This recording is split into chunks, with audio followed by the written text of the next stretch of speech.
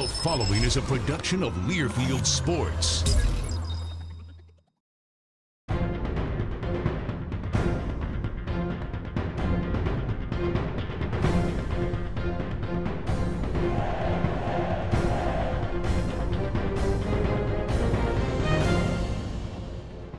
The Badger Hockey Digest, presented by Charter Communications. Welcome to the Badger Hockey Digest, brought to you by Charter. I'm the radio voice for Wisconsin hockey, Brian Posick, with head coach Mike Eaves. In the final season of the WCHA for the Wisconsin Badgers, they're headed to the Final Five in St. Paul. We'll take on Minnesota State Thursday afternoon. The winner gets top-seeded St. Cloud State on Friday. Broadmoor Trophy championship game is Saturday night. Certainly the Badgers would like to be there without a doubt. You know, Mike, you look at this field and you look at this tournament. Bo Ryan talks about this with the Big Ten basketball tournament, especially this past weekend with all these nationally ranked teams there. Barry Davis, the wrestling coach, talks about how tough the Big Ten wrestling meet is with all the nationally ranked teams. You know, the NCAA tournament is really good, but tournaments like this in your business, I mean, this is the cream of the crop.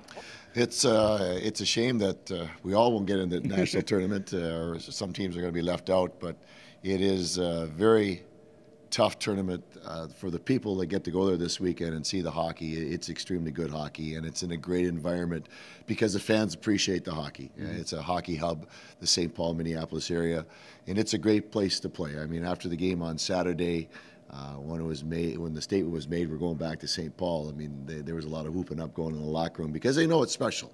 We haven't been there the last 2 years, and being able to go back is very special for our kids, and they're looking forward to the challenge. Yeah, the Badgers qualified for the Final Five by sweeping Minnesota-Duluth in the first round of the playoffs, a 3-1 win on Friday and a 4-1 win on Saturday. Solid defense once again. Your penalty kill was very good. You get a power play goal, and you get some timely goals too, especially Saturday. 2 goals in the first 4+ minutes. That was a great start. Well, that was an entourage of goals for us. I think we had 3 goals in 8 minutes there in the first period, and oftentimes the team that has the best start is the team that's going to win a game, and we talk about it every week. We want a great start, and we had that on Saturday and kind of put Duluth in a big hole, one they couldn't quite get out of. Yeah, you know, quite a few times this season during this show or the radio show or whenever I speak with you, we talk about, we have spoken about Jefferson Dahl's line with Ryan Little and Sean Little, and those 3 had a fantastic weekend, didn't they? Well, they got us off to a great start on Saturday with scoring the first goal, but they were solid all weekend, as they normally are. It's very rare that you can say,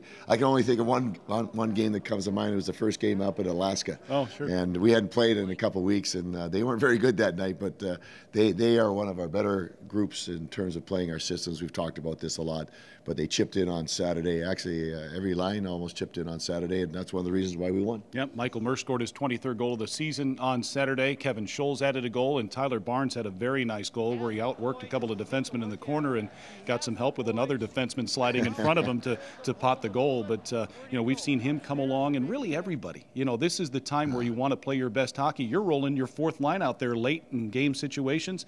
I mean, that's important to be able to do that. Well, we're going to need to, especially we have the task of we might be playing 3 games in 3 nights, and we need every line going. We need every line playing well. We need every line contributing in the role that they have. So, yeah, we have that going for ourselves right now, and we have to take that into St. Paul. Yep. The Badgers, one of the hottest teams in the country. So is Minnesota State. They'll match up with the Mavericks coming up on Thursday afternoon. More with Mike Eaves in just a moment after this from Charter. Men love sports, but men can't always be at home with Charter TV watching sports. So men do what men have to do. They watch live ESPN on their mobile devices. Not simulated sports, real sports. Live ESPN, anytime, anywhere. Even here. Watch ESPN is available at no extra charge for Charter TV customers. Download the app or visit charter.net/on-the-go. Since November 30th, the Wisconsin Badgers are 18-5-5, one of the best records in the country in that span. Minnesota State's got about the same type of record. This team has been on fire under head coach Mike Hastings, named the WCHA Coach of the Year. They have a school record 24 victories in Division I play, and Wisconsin and Mankato split the 4 games. Mankato win twice in the Kohl Center, and then the Badgers got them twice up there in 2 of the most exciting games we've seen all season, right in the midst where your club was coming on. And those were significant wins at the time and probably carried over for a while, didn't they? Well, they really did. We talked a little bit about yesterday at the press conference that they were emotional energizers, those 2 wins. To win on the road is always good, but to win in overtime has a little extra shot of adrenaline, if you will, and especially coming from an unexpected source in John Ramage. So those are all positive, emotional, energizing types of thing that happened, and was a real good boost for us at that time. Yeah, John Ramage had both game winners in overtime, and he got a kick out of that, and I think everybody on the squad did for that matter. But, Mike, the way your team has played, you know, I don't want to say that the start helped necessarily, but you certainly learned from it and got stronger from what happened early on this year. Well, you know, much like life, there's silver linings in every cloud, and that was a cloudy time for us starting out that way because we did have high expectations. We're an upperclassman team, and we thought we were capable of doing some good things, but we had a lot of storms coming out of the port, if you will, and the silver lining was the mental toughness, the mindset that we learned to play with. In every situation, there's if it's a tough situation, there's some kind of silver lining, there's some kind of gift there for you, and it's tough to see at the time, and life teaches us that.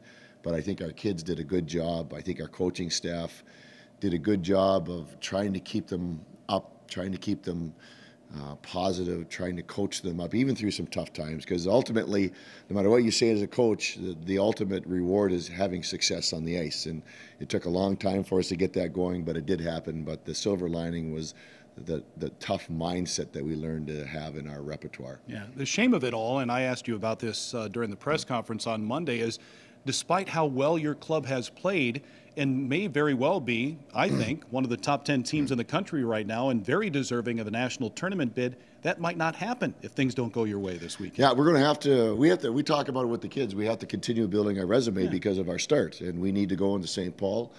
We need to win some games. I don't know how many exactly. If we won out, that would be the best case scenario, but we need to win some more hockey games.